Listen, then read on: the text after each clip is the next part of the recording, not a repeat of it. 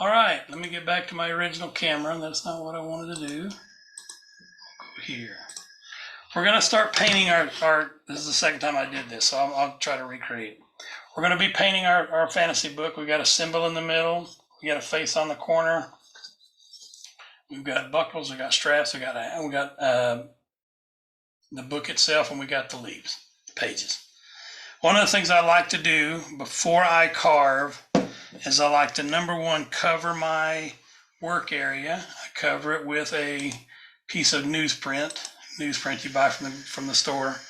And then I also like to mark down what I'm going to paint. These are the things I'm going to paint: the book, the straps, the buckles, the face, the hair, the symbol, the pages, and the circles on the symbol. And so on the books, I'm going to do raw sienna. On the straps, I'm going to do dark brown. The buckles are going to be brass. The face is going to be refined linseed oil with a little bit of flesh and a little bit of Santa red just to bring out the color. The symbol is going to be black and red. The circles and so I'll show you that when we get to it.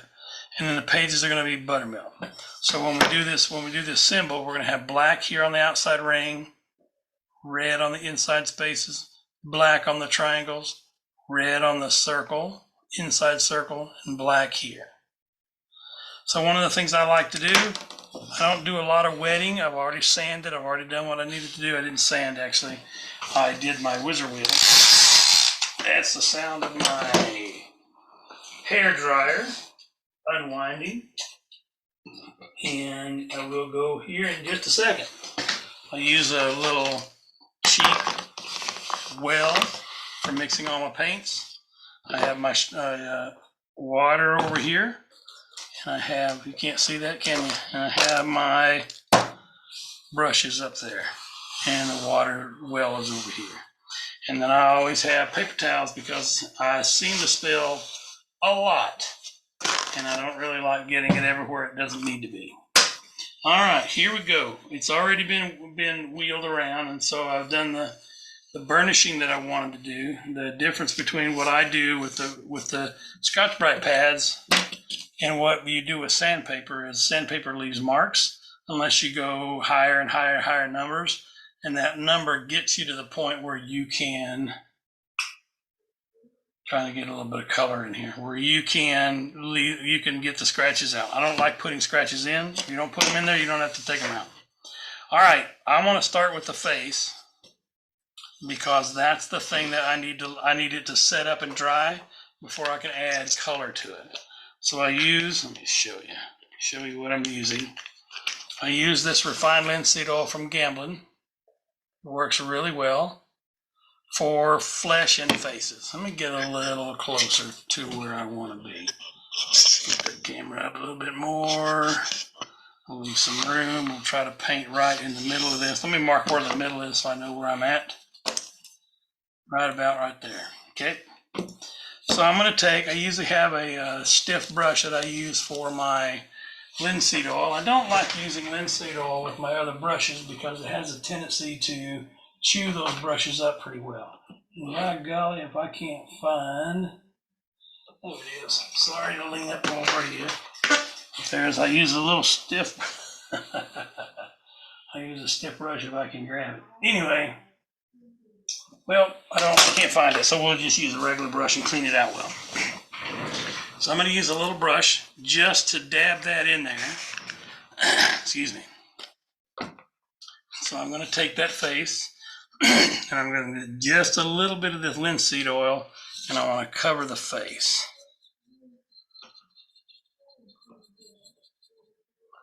And that's the only place that I'm going to use that linseed oil today.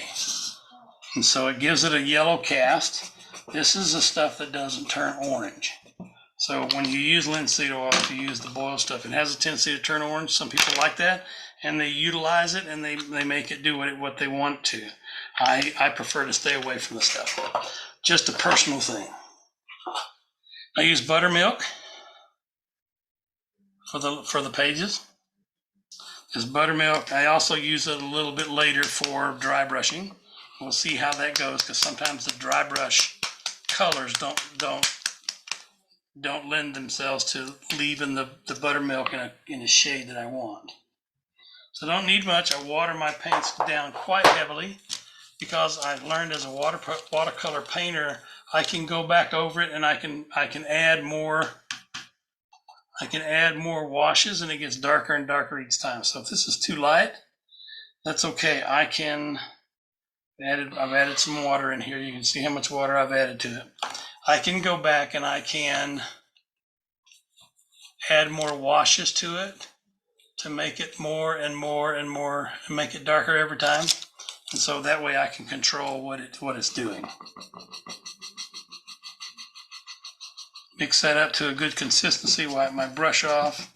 This is my mixing brush. I always use it. I always have one just for mixing, and I just leave it in the well, and I'll use it when I need it. Okay, we're coloring the pages. I'm gonna grab a round brush. I always take my brushes before I use them and get them wet, because they may have dried out since the last time I've used them.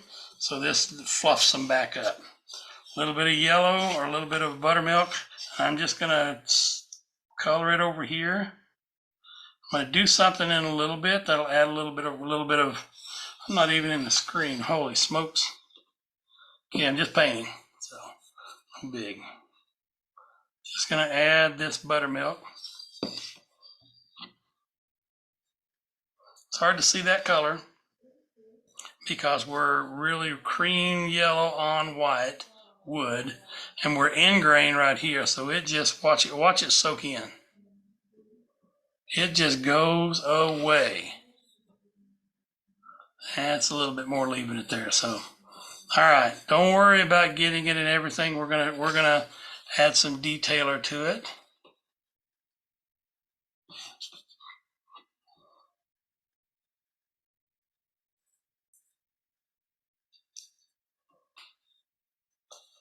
Got too close there. Now, hold on.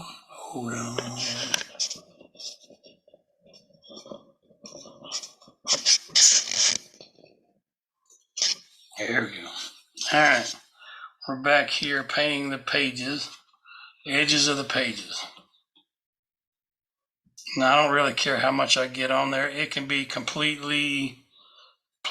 paint without any water to it, but I don't really care. I'm just going to add a little bit. And then now what I'm going to do, I'll give it a few seconds for that to dry, and I want to use a little bit of this burnt sienna.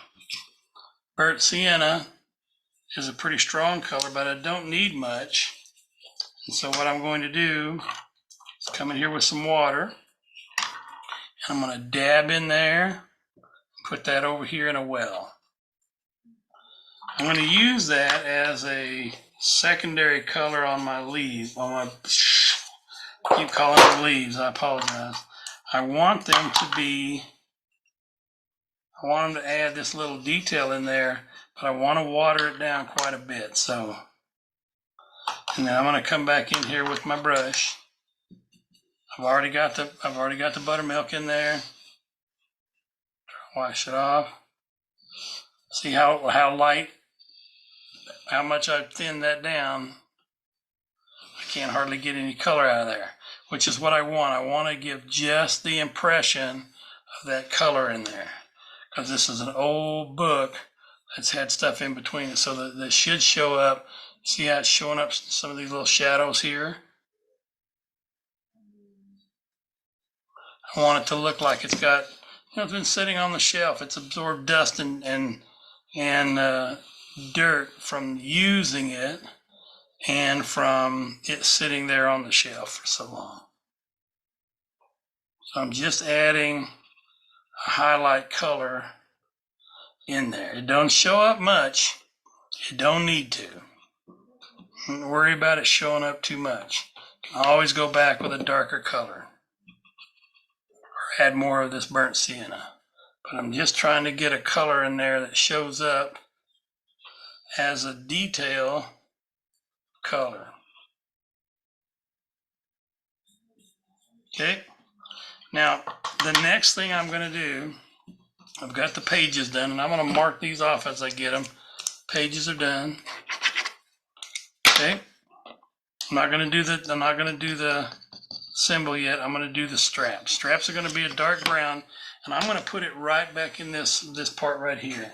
So I want to look for a dark brown. That's a bittersweet chocolate. That might work, but I thought I had a darker brown in here. Maybe I don't. All right. We're going to use this bittersweet chocolate, and not because I want it to be real dark, because I'm only going to put a little bit of paint in there, and then I'm going to water it down.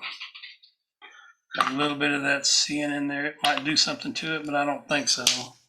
So now I'm going to water it. That looks a little dark, so we're going to water it down quite a bit. Come in here and mix that up. If I'm worried about it, the color of it, because it looks dark to you, squeeze it out, put it on your paper. That white will show through, and it's a dark color. So, cheater, I'm going to mix some of this buttermilk over here, because it's not white. It's like adding creamer to your coffee. Makes it a little bit brown, but not as black as the coffee you were drinking. Okay. Difference is,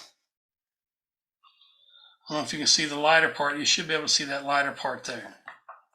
All right, get rid of my mixing brush, and I want to use a small round brush. Wet it, and then we're just gonna paint that. We're gonna paint those straps.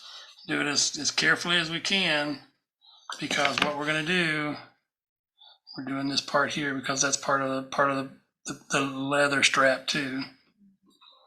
Okay.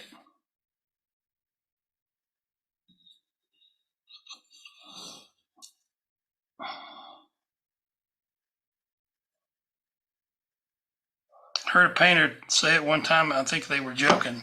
He says, "How do I know where I put color in?" Well, I put green where green goes, and I put red where red goes, and by the time I'm done, all the colors are where they need to be. I don't know if that works for all of y'all. I don't think it worked for me, because I got to think about it, plan it out. I used to watercolor. I used to do a lot of watercolor painting before I started carving.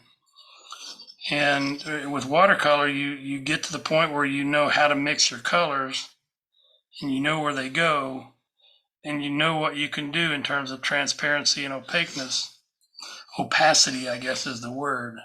But after a while, you learn the color wheel easily to know what you can do with mixing colors. So if you want a particular color that doesn't come off the shelf, then you got to learn how to mix it. And for me, part of the frustration of mixing paints is I use a brand of paint called Deco Art, Americana, and I love them. They're really good paints. I've been using them for years. But every once in a while, they get a wild hair up their behind, and they got to change the mix that makes that color what it is. Prime example is black. We've used soft black for a long time in my carvings. I love the soft black. The problem is just recently they changed it, and the soft black that I'm getting now, when I water it down, it gets a blackish purple.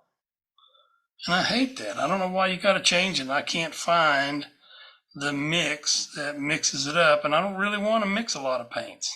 The mixing I want to do should come from, I'm using generic colors, and I'm going to mix them together to get the color I want. Well, when the paint company changes their quantity of mixture, like 5 drops of this or 2 drops of that, and now instead of just right out of the bottle, I've got to mix 4 colors to get what I want. That's nuts. Wrote him a letter, didn't hear back, because I'm not that important. If I was a TikToker with 9,000 subscribers or whatever, that'd be a different story. But as of today, I've got like 2,800. Not many. I appreciate every one of you for tuning in and watching what we're doing. It's a lot of fun. But they don't listen to the little guy, and that's okay. I'm not big enough to rise on their radar, and I don't have to go out and publicize for them or anybody else. I'm doing this for me and for you. I don't make very much money off of these YouTube videos, What little I make goes into the supplies. I think I made $10 last 28 days. So I'm not making a lot of money. And I didn't do this for a lot of money. I did it because I love teaching. If you've been around listening to me for a while, you know that's what I say all the time, because it is absolutely true. I feel like my philosophy of life is to do as much good as you can in every place that you can, in every way that you can. I think I heard John Wesley or Martin Luther, whoever it was that said that. And that's what I feel like. I feel like I've been teaching for a long time, and I feel like that's my what do they call it? That's my jam. That's what the kids say. It's my jam. I want to teach because somebody had to teach me, and the best thing I can do is pass that on to somebody else, just like they did for me. I'm not going to worry about these little splashes that I get up here. It's not a big deal because the paint's watered down. When I go over it with another paint, it's going to just kind of fade away. So I don't have to worry too much about that. Okay. I think because this is taking forever, I'm going to switch to a slightly bigger brush. That one might work just perfectly for me. And that'll allow me to paint wider swaths and get it to where I want to go faster. Not that I want to hurry this, but I'm trying to not to drag it out and waste your time. Come along with me, I'll show you how to do it. I know a lot of people, and I do too, we're watching a video and it gets to a point where I know what's going on. You jump ahead 10 seconds, 30 seconds, whatever. I get it. I want to make sure you're getting what you need out of this. All the paint. Number one is keeping it in the middle of the screen so you can see it.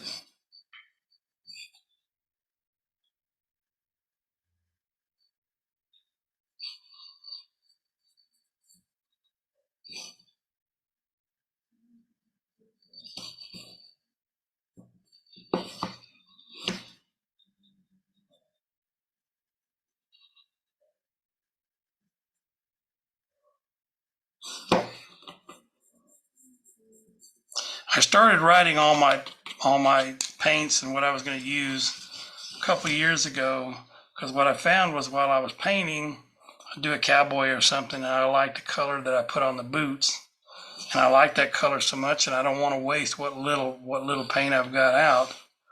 I go ahead and paint the pants that color, and the next thing you know, I got a monochrome cowboy. It might be all brown, it might be all green, I don't know, but I just get to where I'm going, oh, that'd be a good color right there, and then not really paying attention to what you're doing, and pretty soon you got a Martian green looking cowboy.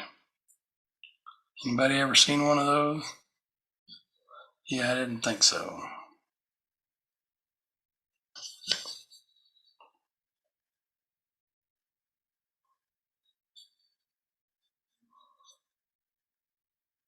When I do a class like this, I'm in a hurry because I don't want to waste your time, and so sometimes I get a little sloppy. I apologize for that, but the goal is to show you the technique. I'm not the best carver in the world out there. I'll be the first one to tell you. I'm good at what I do, and I like to be good at what I do, but I'm not the best. I'm here to show you how I do what I do, and then you go out and take that knowledge, put it together with what you already know, and do it the way you want to do it for your own carving. I don't advocate that you follow everything that I do, but you should do it your way. Find your perfect way of doing it. All right, I've done this. I'm not trying to be perfect because this is a leather strap that's been through the war. So I'm going to dry it for about 15 seconds. So the noise level is pretty high. If you want to turn it down, about 15 seconds.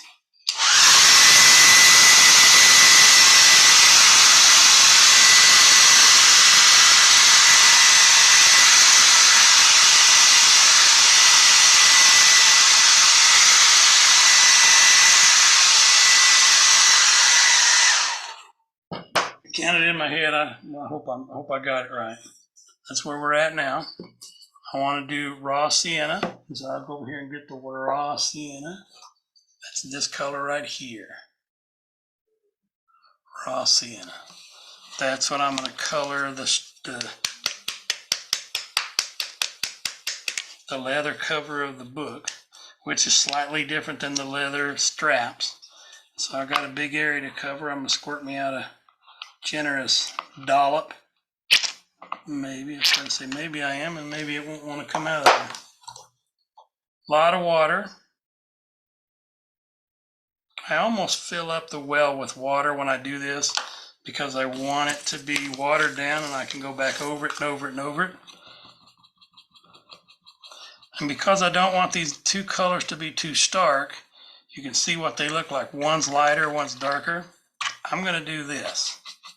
Take a little bit of that dark, put it in the sienna. I don't know that I'm going to use that black again, that dark again, but I want it to be, I want these colors to be close enough so that they look like they've been on the same thing for quite a while. Okay, here we go. We're just going to splash that stuff. I'm going to start in the back, and I'm going to avoid that face. I don't want it all over that face, but I'm doing this. Oh, look at that pretty color.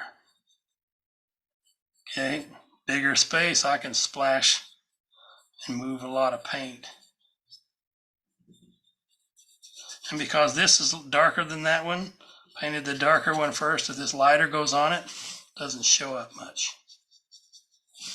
Turn that sideways and try to get over to that hair without getting into it. There we go. Okay, bottom.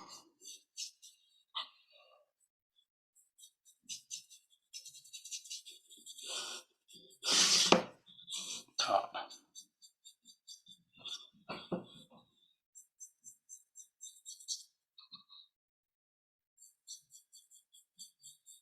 Okay, I'm not going to worry about the edges just yet. I just want to get this color in the big wide spots until I can come back with the detail brush, because this wide brush is not really meant for a lot of detail unless you got a great big picture, great big painting, great big carving, and you need a big brush because you're coloring a lot of area. I'm not. I'm covering a small area, and then this one doesn't work well for doing details. Okay.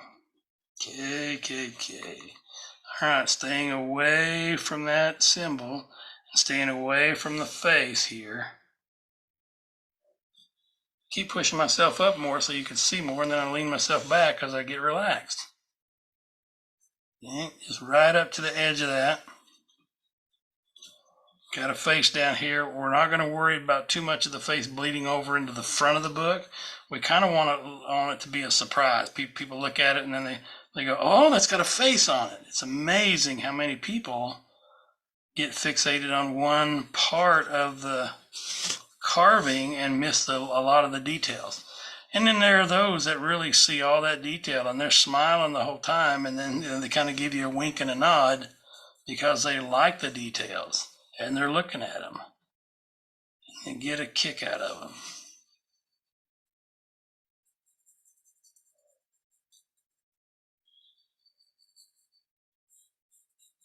All right, switching to a smaller brush.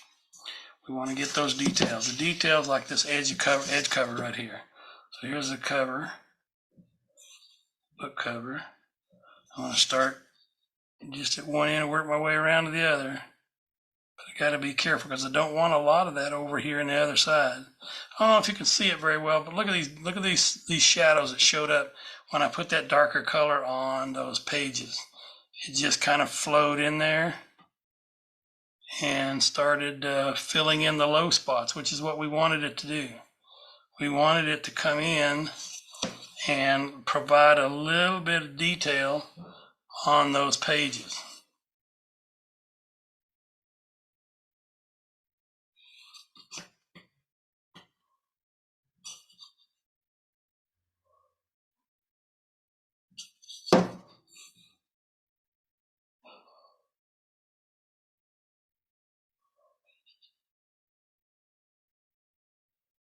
Sometimes I just need to shut up and paint and let you watch and enjoy the silence.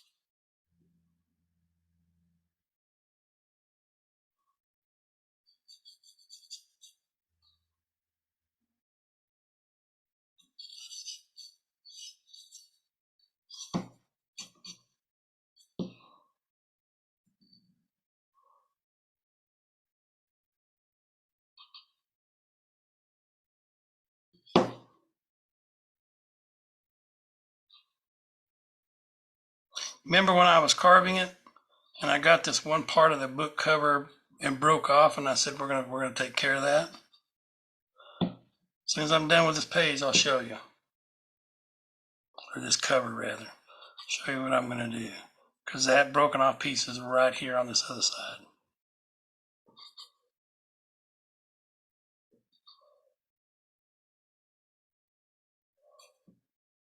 Okay, there's that little broken off piece right there. I don't know if you can see it very well. It's right there.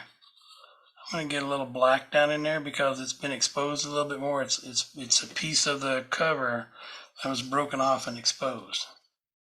So it looks darker on the camera. So I did that black. I'm going to go back over it with a little bit of brown to mask it and hide it. Okay. Starting to look like a book, I think. All right, let's get those clasped, because I've had the strap that's kind of drying out. And I've got a choice between Venetian gold, which might be okay if I water it down with something else, but I think just that color by itself might be a little too much. And so I'm going to add a little bit of this dark over here. I'm going to see if I can't reuse some color. So this dark over here, I'm going to put a little bit of that in here with this Venetian. I got a brass somewhere, but I don't see it. I don't want to spend 20 minutes looking for it. So, all right. And I don't need much, but I do need some because I'm not watering this down much. I want that pure color to come through. So I'm not going to water it down a whole lot. I'm going to add a little bit of this. That's enough. That's enough. That's enough. That's enough. Okay. Watered it down about half the amount that I normally would have watered it down. Let's test it and see what it looks like. It could use a little more dark, so we're going to put a little bit more dark in there. I want it to look antique brass. I don't want it to look like bright right out of the foundry. I want it to look antique. That looks better. If I do say so myself. I'm going to break my arm, pat myself on the back. I want to use the long, thin brush. I've been using this one. We'll get it out of there, and then we're just going to dip in there. We don't need much.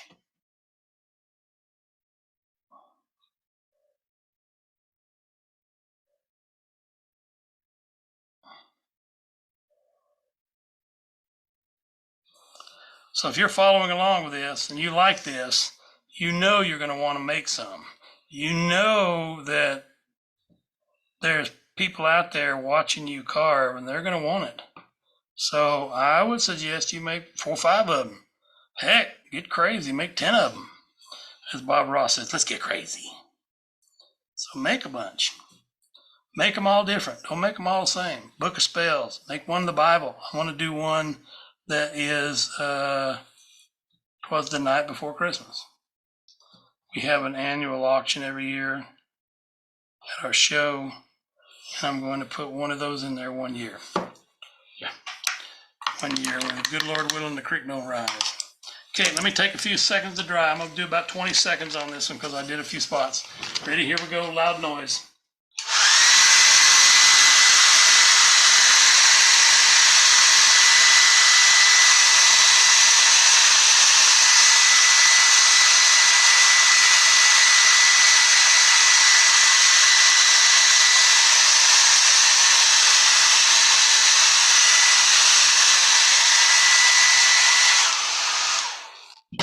Hope that was 20. I kind of lost count because I was daydreaming.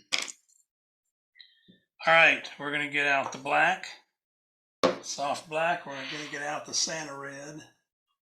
There. We're going to do these parts in here. These parts in here. I don't need a lot of either one of these, and I need a tiny, well, small. I need a small brush about like that. Getting paint all over my fingers. Bad thing about getting paint on your fingers, no big deal, other than the fact that if you get it when it's wet and you don't notice it, you touch a spot and all of a sudden it's transferred that paint over. So I got most of it off. All right, a little bit of black. Don't need much. In fact, I'm going to do this straight out of the well, straight out of the lid. Rather than pouring it out and then throwing it away, I'm going to do it straight out of the lid. And I want this to be fairly fluid. I don't want it to be runny, but I do want it to be fluid. So what I'm going to do, we said the outside circle, I got a big dollop there. Outside circle is going to be black.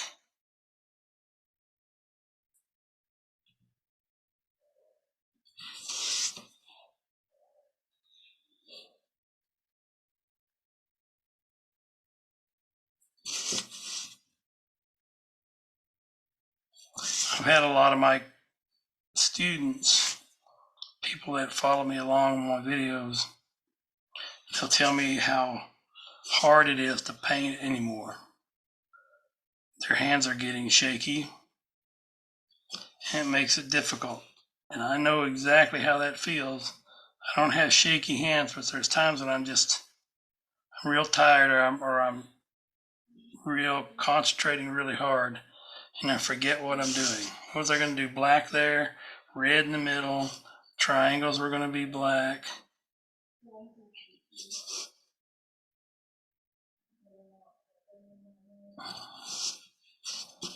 I'm moving off the picture. I apologize. I got a bad habit of doing that. One of these days I'll kick that habit, but then I'll just have another one to work on. So I'm working on it. Part of it is the setup I'm using. I'm using a tripod that I got from a company that I really like the videos. But I didn't watch it very well, so I found out that there's a limit to how far one arm will go, up or down. So I make it work. It does it. It just it's not perfect, and it seems like every time I do a video, my setup is a little bit different. All right. It's all right. We're not aiming for perfection. If I was worried about perfection, you'd never hear from me or never see me because I'd be hiding in my room because I can't be perfect. Okay, that don't look too bad. It looks like it's got what I need on it.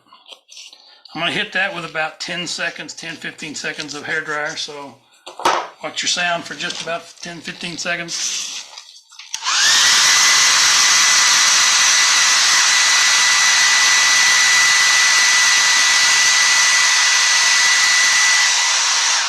I go until it doesn't look wet anymore, and that looks pretty good.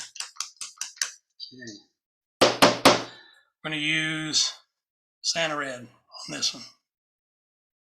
I like these deco arts. I've heard it said that the reality is that the different prices in paints doesn't make a whole lot of sense because they're getting all this paint from the same well in China.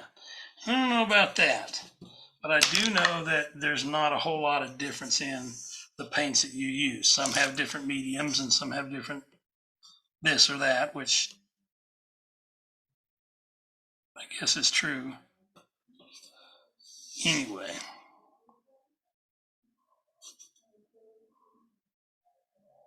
So I guess what I started to say without finishing my sentence was that I don't spend a lot of money on expensive paints. At one time I did. I bought some, and I'm not going to mention the name, but I bought some, and they were $5 or $6 or $8 a tube, depending on the size. And when I got them home and used them, finding out that the same mix that I use with another couple of brands doesn't work on this one. So what I was doing when I mixed this with that, thinking I was going to get another thing, it didn't give me what I wanted. I got one that was called Warm Beige, and it turned out very, very pink. And I don't know about you, but beige and pink, I remember from art class, beige and pink are not the same thing. Maybe they are in the planet that it came from, but anyway, these work, and they're forgiving, and they work for me, and I'm just gonna live with that. Saves on the budget anyway. If I got to buy $8 tubes of paint, this stuff is about $1.69 at my local Michael's and Quality Art and other places.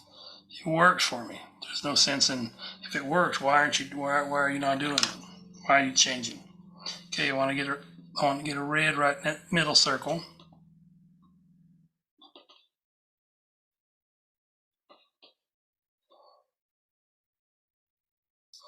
And by the same token, I don't spend a lot of money on brushes. I know people say buy the best brush you can have and it'll last forever. I'm not going to be doing this forever. You know, I'm going to do it until I'm tired of it or done with it or moving on, whatever. And so I don't want to have my children trying to sell everything that I bought at $20 for $5. So I don't spend a lot of money on paint, on brushes, because when I'm done with the brush, I'm just gonna throw it away. When it wears out, I spent $2 or $5 or whatever. I'm just gonna throw it away when I'm done, and it'll work. And I haven't spent a lot of money on them. So yes, I wear them out quickly, but you know what? The economy, dadgummit, went over that with black, didn't I? That ain't what I wanted to do. Made a mistake right there. I'm gonna fix it real quickly while we stand here. See what happens when I talk? I don't pay attention to what I'm doing, so I get lost.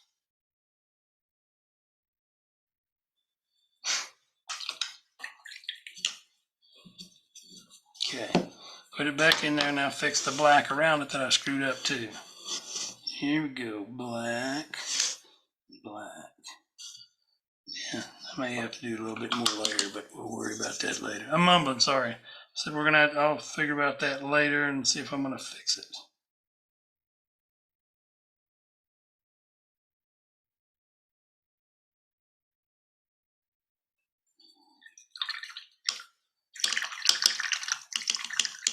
I don't believe anybody will know the difference. Can you tell me where I made a mistake?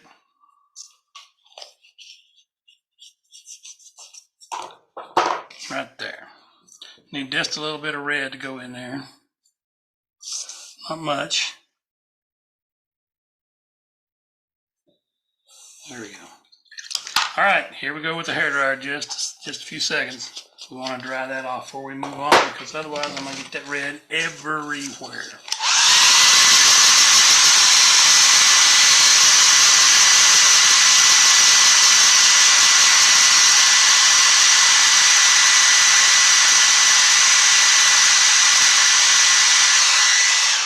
Good enough. All right. We're going to put a little bit of shading flesh and a little bit of flesh on there, and I don't need much, so I'm going to dip it right out of the top of the bottle. So right out of the top of that bottle right there. My brush is wet. I'm going to get a little bit on there, and I'm going to paint the whole face. Okay. So I got the refined linseed oil on there. Now I'm going to put a little bit. I got way too much on there. A little bit right here. Cover the face with it. And then we're going to go over it with a little bit of shading flesh. Wash my brush out. Shading flesh. Where's that? It's on my finger. Shading flesh. Okay. I want this watered down, so I'm going to put a little bit of water in there because I don't want to destroy that other color. But I do want a little bit of color in there, and I don't need a whole lot.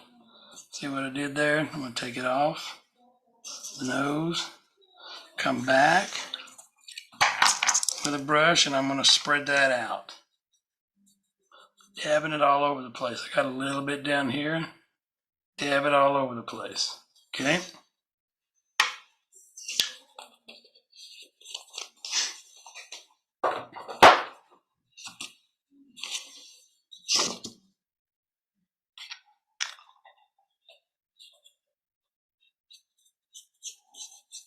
All right, I said I was going to do black on the face. I'm really not going to do black. This is what I'm going to do. I'm going to go back and be conservative here.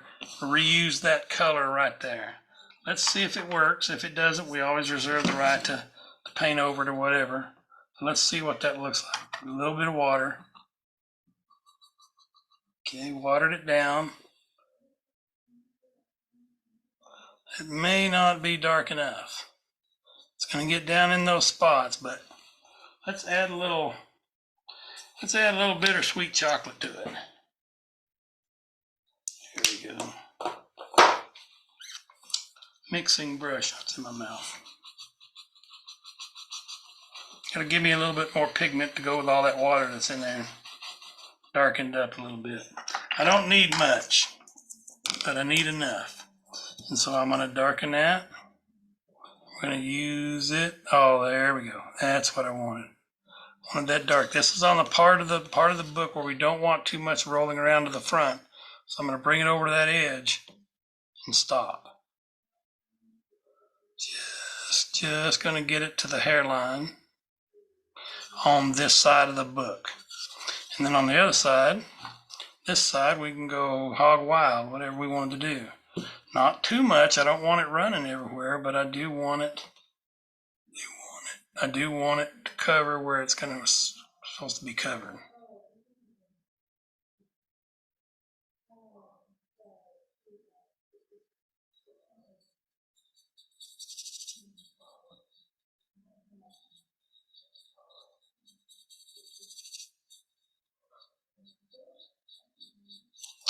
A little bit more right across the forehead. A little bit more under the cheeks, under the beard and mustache. He looks like a wizard man. Hair dryer for a few seconds.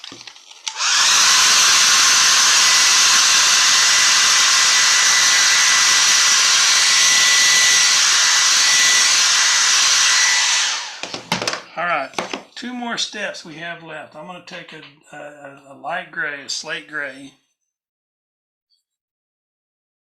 and I'm going to dry brush that hair and beard. So I'm going to use a little brush here, not little, but that's what I want to use. I'm going to use this makeup brush here. I'm going to get into that paint, and I'm going to dab it in. I want to swirl it around. I want to dab it in. Probably a bigger brush than what I need, but that's all I can find right now. Right across. Go perpendicular. Go across where my cuts were.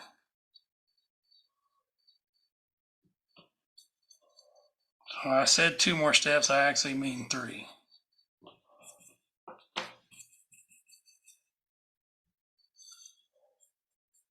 So this is going to be a brownish gray.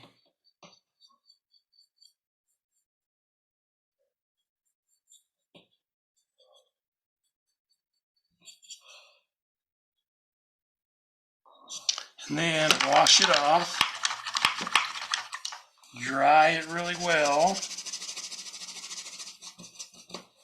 And we're going to do a little bit of warm white. Let me lid that up before I just spill it. A little bit of warm white. And we're going to do the exact same thing. We're just going to dry brush it. I don't want a lot in there. I want to get about 90% of it off if I can. And then I'm just going to drag it across. Look at what that does. Feather it in some places. Don't leave any harsh lines. Bring it back out here to the edge.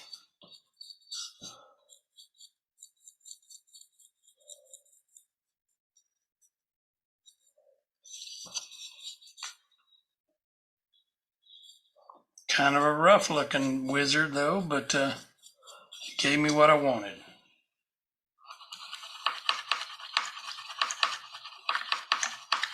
Okay. I'm going to take a little bitty stylus. Stylus is the thing that has a little dot at the end of it. I'm going to use a real small one because I want a dot back there in his eyes. So this is what I mean by stylus. A stylus is a little metal prod. It has little ends on them. And I'm going to dip it into the lid. Dip it into the lid, and I want to get a drop of it back in there in the eyeball. So I just want a little bitty drop up at the top. Can you see that dot there? It's right there.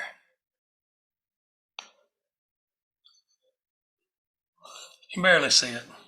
A little bit more on the other one too, right in about the same spot.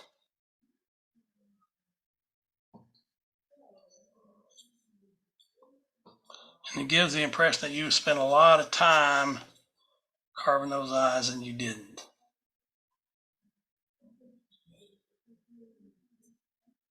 Okay, now this is truly the last step I'm going to do.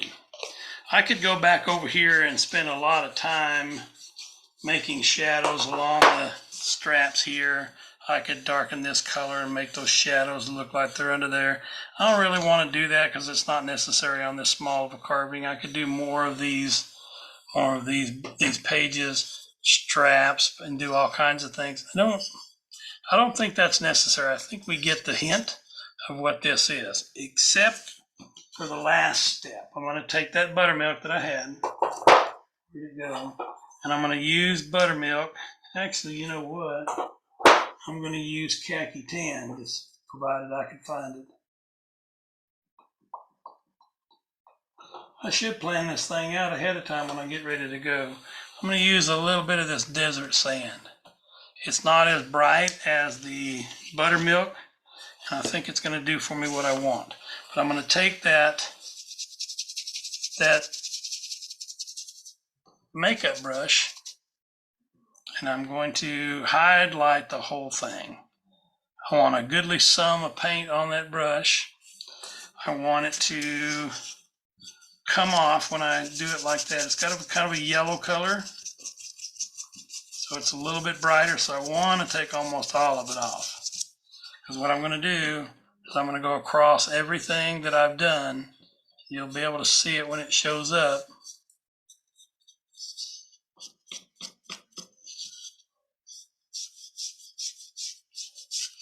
All I'm doing is dry brushing it so it brings out the highlights.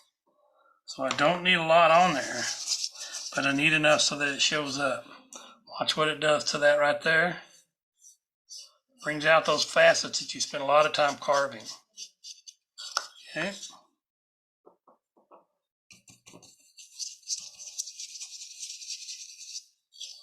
Same thing here, a little bit more.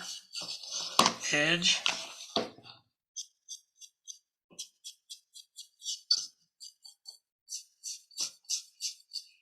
I'm not going to put it on the brass. Brass already has it, but I am going to put it pretty heavily on the leather. The leather-bound book. Okay.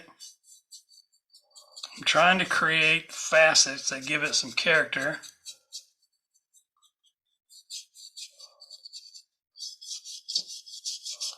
Just trying to show a few little things to make it stand out a little bit more.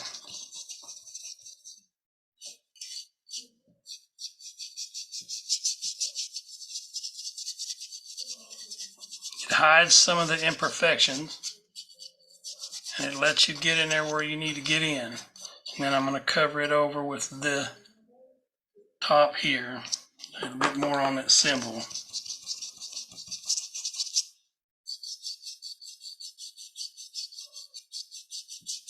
Caught a lot of dust, so we want to show it up.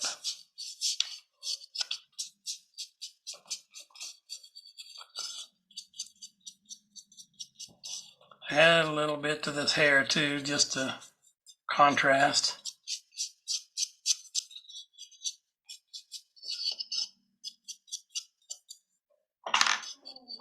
And I believe, think that we are done with this. So here's what we've got.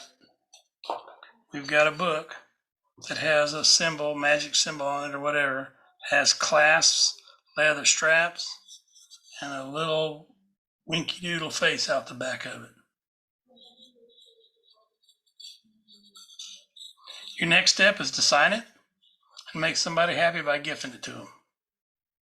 Thanks for coming along on the ride. I hope you like this project. I do. I've done several of them as I showed you earlier. It's a lot of fun to do these videos. It's a lot of fun to pass it on to somebody else. It's a lot of fun to give an opportunity for somebody else to see what another artist is doing. Sorry. This is video number 5. This is the end of video number 5. I will see you on the next video. Thanks for coming. Take care. Follow me on YouTube, Eric Owens Carving. Follow me on Instagram, Eric Owens Carver. Follow me on Facebook, Eric Owens Carving. I'll see you somewhere else around the carving table. Thanks a lot. See y'all.